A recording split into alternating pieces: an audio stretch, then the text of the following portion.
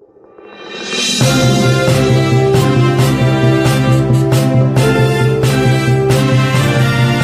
माता दी भक्तों। प्यारे भक्तों, आप सभी भक्तों को नवरात्रि के पंचम दिवस की हार्दिक शुभकामनाएं।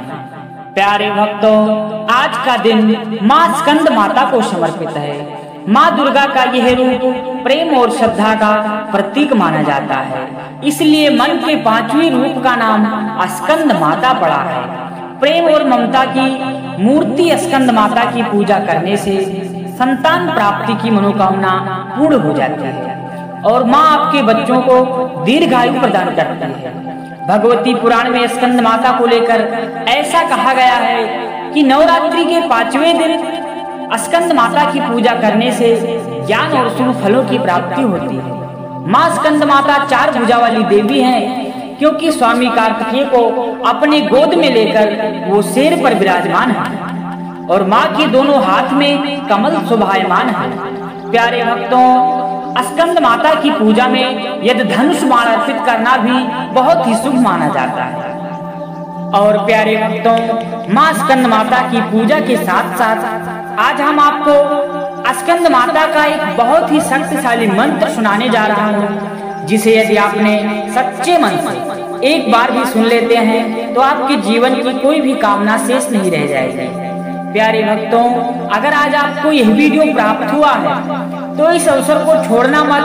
आज चाहे जो कुछ भी हो जाए, चाहे भूखे पेट क्यों ना रहना पड़े, परंतु एक बार मां स्कंद माता की इस मंत्र को जरूर सुनिएगा। प्यारे भक्तों, यह मंत्र बहुत ही ज्यादा पावरफुल है। साल में केवल एक बार ही ऐसा मौका मिलता है मां को प्रसन्न करने के लिए। प्यारे भक्तों, आज की रात आपके दुखों की आखिरी रात भी हो सकती है। आज आपके जीवन से एक जन्म तो क्या, जन्मों जन्म की गरीबी भी दूर हो जाएगी और आपका खाली बैंक अकाउंट भी पैसों से भर जाएगा।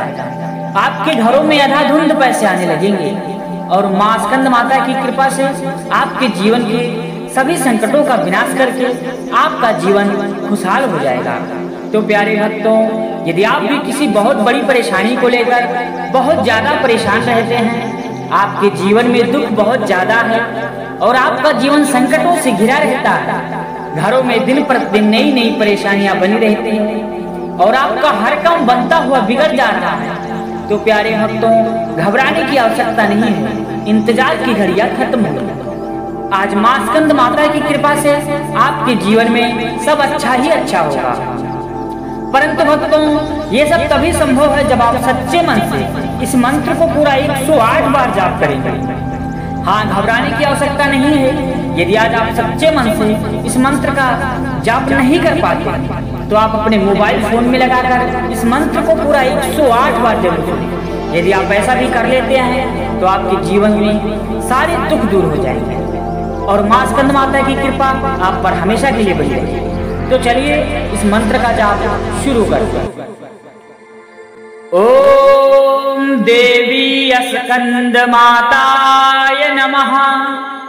ओम देवी स्कंद माताय नमः। ओम देवी स्कंद माताय नमः। ओम देवी स्कंद माताय नमः। ओम देवी स्कंद माताय नमः। ओम देवी स्कंद माताय नमः। ओम देवी स्कंद माताय नमः। ओम देवी स्कंद माताय नमः। ओम देवी स्कंद माताय नमः। ओम देवी स्कंद माताय नमः। ओम देवी स्कंद माताय नमः। ओम देवी स्कंद माताय नमः। ओम देवी स्कंद माताय नमः।